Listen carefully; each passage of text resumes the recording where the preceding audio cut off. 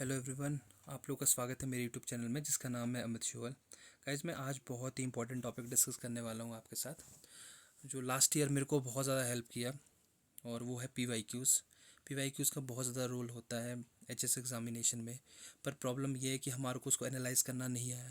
तो इस वीडियो में मैं बहुत इंपॉर्टेंट चीज़ें डिस्कस करने वाला हूँ कि जहाँ 50% क्वेश्चन स्ट्राइक हो गए थे, और last year 50% means 100 marks easily ला सकते थे by the use of an analysis of P Y Qs. और वही डिस्कस करने वाले हैं, कैसे आप कीवर्ड को यूज़ कर सकते हो और क्या क्या रोल है करंट अफेयर का, वो सारी चीज़ें इसमें डिस्कस करने वाला हूँ। तो गाइस वीडियोस बहुत बड़ी होने वाली है, पर इतनी ज़्यादा हेल्पफुल होंगी कि शायद से इसके बाद आपको और कोई चीज़ देखने की ज़रूरत नहीं पड़ेगी, क्योंकि आप पूरा पैटर्न समझ पाओगे कि हाई हील टॉपिक्स कैसे आ रहे हैं।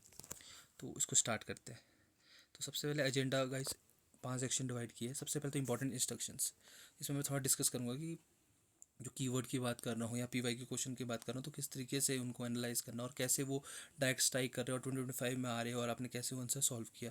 वो कुछ इंस्ट्रक्शन है, वो बहुत इंपॉर्टेंट है, तभी ये चीज़ आगे कर सकते हैं कंटिन्यू। देन वो पी वाई क्यू देखेंगे 1 से 31, वो प्रॉपर कीवर्ड्स अप्लाई करेंगे और वो कीवर्ड्स में अपना क्वेश्चन पूछे गए, और वही क्वेश्चन कई बार डायरेक्ट ही पूछा गया 2025 में, और आपके आंसर वहाँ से बहुत ईजिली सॉल्व होते हैं।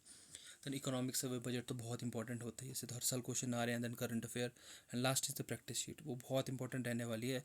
जब ये सारा डिस्कस कर लेंगे, क्योंकि वो ही होगा, सबके पास अपनी अपनी क्रिएट होंगी, और वो सिर्फ 50 दिन का काम होगा, और वो आपने कैसे करना वो मैं सारा इसमें बताऊँगा। तो तो सबसे पहले इंपॉर्टेंट इंस्ट्रक्शन गाइस ये है, देखो एक्टिव रीडिंग स्ट्रैटेजी बताइए मैंने। इसमें क्या है कि जब भी कोई क्वेश्चंस देख रहे हो तो उसके कीवर्ड्स एनालाइज करना है, कि कीवर्ड्स देख लिए, इसका मतलब नहीं कि आपने आंसर्स का ढूंढ लिया। कीवर्ड से उसका हॉरिज़न ओपन करो, उसके बारे में कितनी चीज़ें जानते हो उतनी चीज़ें उसमें लिखो। ये कब होगा, जब आप नोट्स बनाओगे तब आपको बहुत हेल्प करने वाला है। तो यहाँ भी बहुत क्वेश्चन होगा कीवर्ड का मतलब ये नहीं होगा आंसर मिल गया, पर कीवर्ड अगर एनालिसिस अच्छी होगी तो वो आंसर सॉल्व हो जाएगा आपका। एंड पी वाई की नोट्स के लिए भी मैं ये बोलूँगा, जैसे हम पी वाई की नोट्स देखेंगे जो सॉल्व भी करेंगे, तो उसमें भी जो 4 ऑप्शन है उसमें से जो राइट आंसर है उसको तो आप ओपन कर रहे हो, पर आपने ट्राई करना जो स्टार्टिंग के जो 3 रॉन्ग आंसर है ना, उनको भी ओपन करो, क्योंकि इसमें आपको आगे दिखेगा कई बार जो आंसर रॉन्ग दिया था ना, नेक्स्ट ईयर वही आंसर राइट भी था, अगर आपने उसका रीज़न ओपन किया होगा। तो बहुत इंपॉर्टेंट होने वाला है। तो सबसे पहले कीवर्ड मैं आपसे शेयर करने वाला हूँ, तो वो है ई डब्ल्यू एस के ऊपर बहुत फेवरेट कीवर्ड है, जो हमेशा ही पूछते हैं एच एस। जैसे 2022 में देखो ई डब्ल्यू एस के बारे में पूछ लेता है, कौन से आर्टिकल में जुड़ा था 15(6) और 16(6) में। एंड देन फॉर 2023 में अमेंडमेंट पूछ ली थी, वो 103 आ गई। 2024 में देखो राइट आंसर नहीं था, पर रॉन्ग आंसर का पार्ट था, ये आपको यहाँ दिख रहा होगा अगर। एंड अभी जो 2025 में था डायरेक्ट स्टेटमेंट आ गई थी, 15(6) और 16(6) ई डब्ल्यू एस का पार्ट है। और वैसे 3 आंसर आपका सॉल्व हो गया था, 2 उसका सही था एंड 4th रॉन्ग था। 2 एंड 3 करके एक आंसर बहुत ईजिली सॉल्व हो, अगर पी वाई क्यू अच्छे से एनालाइज की हो। तो नेक्स्ट कीवर्ड होगा 1857 रिवोल्ट, बहुत पूछते हैं, जैसे मैं आपको दिख रहा हूँ यहाँ पर। अगर देखोगे कि 2023 में डायरेक्ट स्टेटमेंट पूछ ली थी कि आर एस मजुमदार ने क्या बोला था, जेम्स आउटरैम ने क्या क्या बोली थी स्टेटमेंट। और वही चीज़ 2024 में लास्ट में आप देखोगे, modern educated Indian also did not support the revolt of 1857, जो हमारे को पता है कि उन्होंने नहीं की थी सपोर्ट। पर यह है कि कीवर्ड बड़ा इंपॉर्टेंट हो गया, क्वेश्चन उसके बारे में पूछ रहे हैं। एंड 2025 में डायरेक्ट आ गया था कि लखनऊ में कब स्टार्ट हुई थी और कानपुर में कब स्टार्ट हुई थी, उसकी एक्चुअल डेट। तो इसको ओपन करने का सिंपल तरीका होगा, अपने नोट्स में भी क्या 1857 रिवोल्ट है, बस डायरेक्ट शुरू करो, आप मंगल पांडे से स्टार्ट कर लो, और वही कौन कौन से पार्ट में लड़ा गया, कौन से टाइम पे लड़ा गया, तो वो एक छोटी सी शीट में सारी चीज़ें तैयार होगी। तो रिपीटली इसके ऊपर ही पूछ रहे हो कहीं ना कहीं क्वेश्चंस। तो ये कीवर्ड बहुत इंपॉर्टेंट होने वाला, और ये हाई हील टॉपिक है, और आने वाले एग्जाम के लिए भी इसको अपने पास रखना। तो नेक्स्ट हो गया IFB, ये इंस्टीट्यूट ऑफ फॉरेस्ट बायोडाइवर्सिटी, जो हैदराबाद में डायरेक्ट पूछा था क्वेश्चन 2023 में। फॉरेस्ट्री पे 2024 में पूछा गया था, पर डायरेक्टरेट और ट्रॉपिकल फॉरेस्ट्री रिसर्च इंस्टीट्यूट के बारे में पूछा गया था। एंड इस बार आप देखोगे तो डायरेक्ट IFB पूछ लिया कि IFB कहाँ पर है, हमारे को पता है हैदराबाद में। हैदराबाद डायरेक्ट ऑप्शन करोगे तो ओनली आंसर बी आंसर आपको ऑलरेडी डायरेक्ट सॉल्व हो जाएगा इसमें। तो यही है, PY एनालिसिस बहुत ज़रूरत है कि डायरेक्ट आंसर पूछ लेते हैं। तो जैसे इंटरिम गवर्नमेंट के ऊपर भी क्वेश्चन पूछते हैं, यहाँ भी देखो तो डायरेक्ट स्टेटमेंट उठाई है। जैसे देखो 2022 में Jawaharlal Nehru was the prime minister and head of executive council, और वही 2025 में पूछ लिया in interim government of 1956 Jawaharlal Nehru was prime minister and head of executive council of viceroy. तो आप देखो ना, डायरेक्ट ही चीज़ें पूछ रही है, अगर वो पता होगा तो वहाँ से वो आंसर सॉल्व कर सकते हो। तो ये बहुत इंपॉर्टेंट कीवर्ड होते हैं, इनको एनालिसिस करना बहुत ज़रूरी है। देन फॉर BR अम्बेडकर भी बहुत अच्छा इंपॉर्टेंट कीवर्ड रहा है, इस पर क्वेश्चन पूछते हैं। लाइक यहाँ देखोगे इनमें से कौन सी बुक नहीं थी, 2022 में पूछा, और 24 में मेंशन किया कि पाकिस्तान पार्टीशन उनकी बुक थी कि नहीं थी। और 2025 में देखो आप, सबसे पहले वही BR अम्बेडकर चेयरमैन थे ड्राफ्ट कमेटी के, जो सबको पता थे। तो वहाँ से आंसर सॉल्व होगा। और फिर से B R Ambedkar independent labour party के पार्ट थे जो थे, इसमें नहीं लिखा तो ऑब्वियसली आंसर गलत है, 1936 की बात है।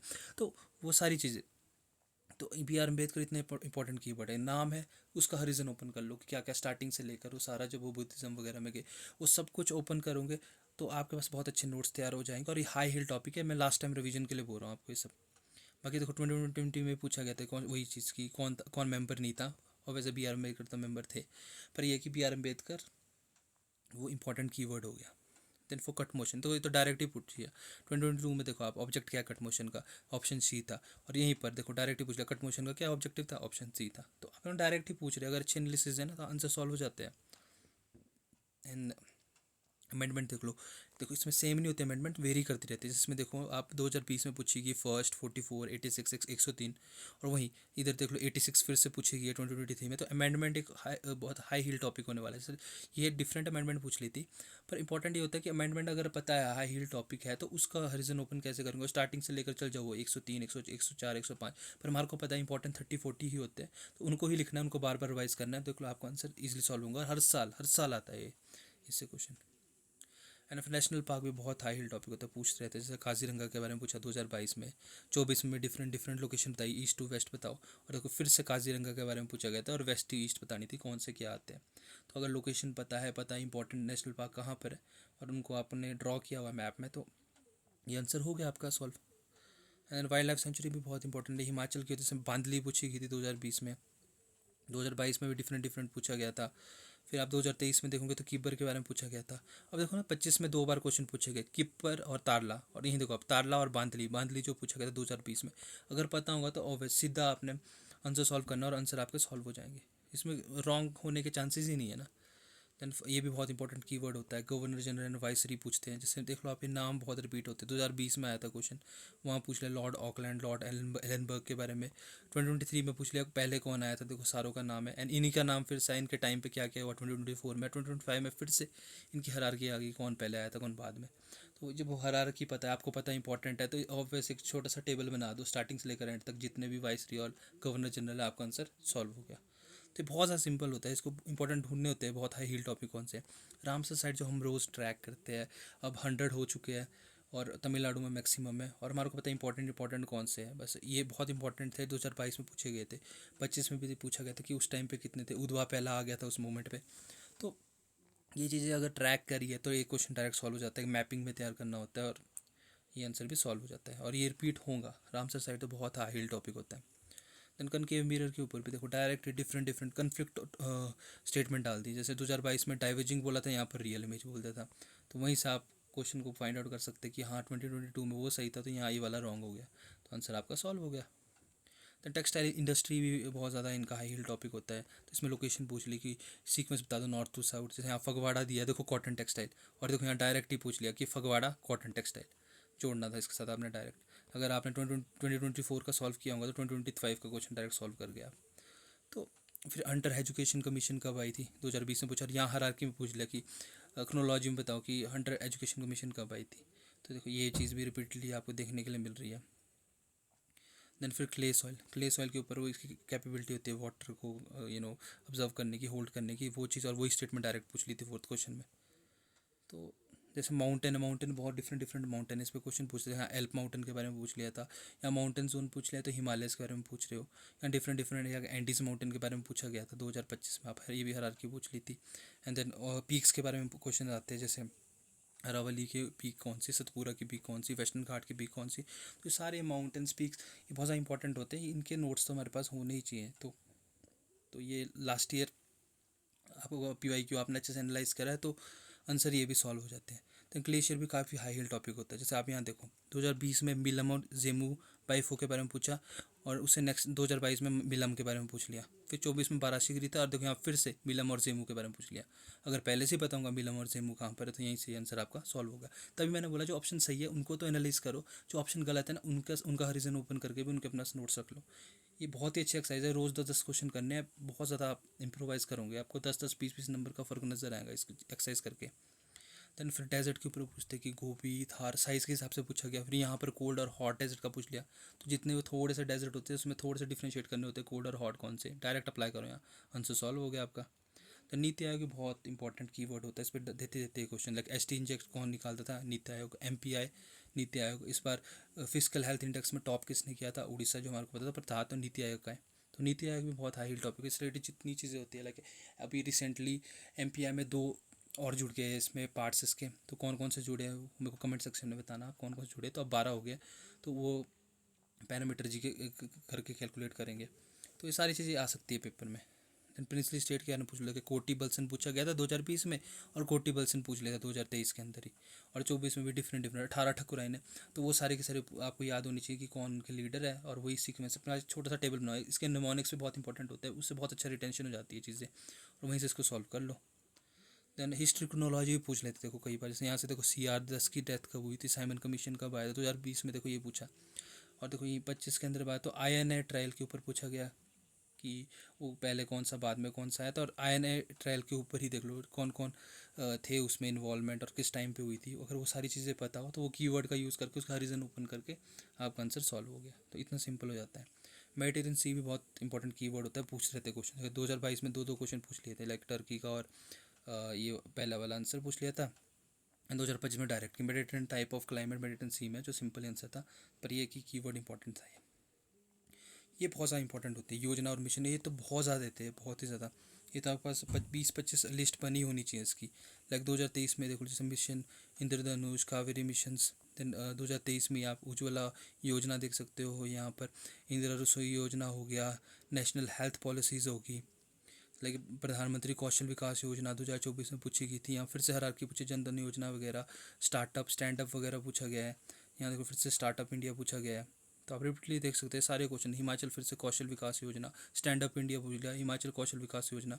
तो चीज़ें देखो ना, आपके पास 20 से 25 होने चाहिए create important missions and important योजना, और वो ईयर पता होना चाहिए। तो वहीं से बहुत 3 से 4 क्वेश्चन पूछे जा रहे हैं, आप खुद देखो।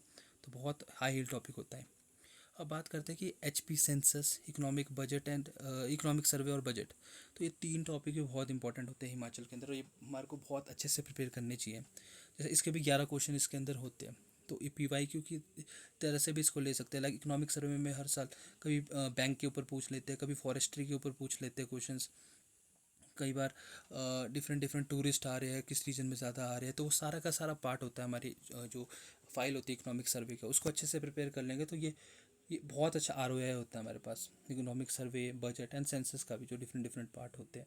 तो अगर इनको भी अच्छे से प्रिपेयर कर लेंगे, और वैसे 10 से 11 क्वेश्चन आपके बहुत अच्छे सॉल्व हो जाएंगे। यहाँ कुछ क्वेश्चन मैंने आपको दिखाए भी है, जिसमें पता होना चाहिए GDP कितना, GVA कितना, प्राइमरी टर्जरी इस कंट्री का क्या क्या चल रहा है, वो सारी चीज़ डायरेक्ट पूछते हैं और वहीं से सॉल्व हो जाता है आंसर। करंट अफेयर के भी 9 क्वेश्चन थे, और यही 9 क्वेश्चन मैंने लास्ट वीडियो में आपके साथ शेयर भी किए थे, मेरे नोट से ही आए थे डायरेक्ट।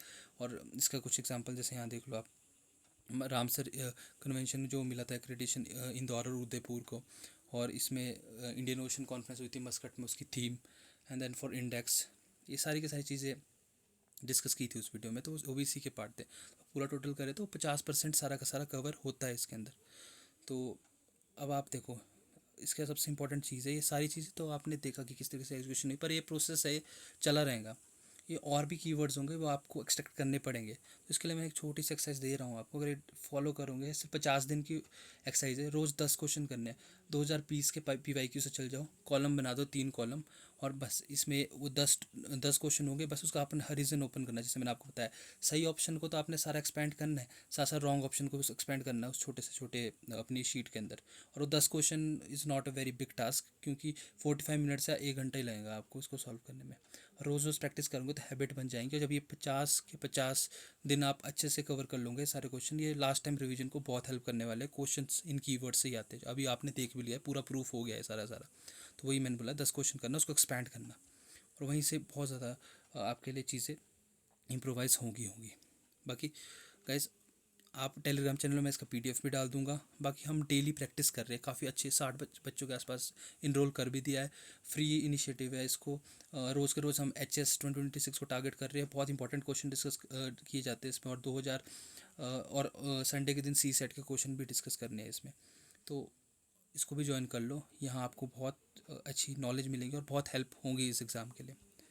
तो ये इसका QR कोड है। और गाइज़, अगर आपको मेरे चैनल की वीडियोस अच्छी लगती है तो चैनल को ज़रूर लाइक, शेयर एंड सब्सक्राइब ज़रूर करें। Thank you so much.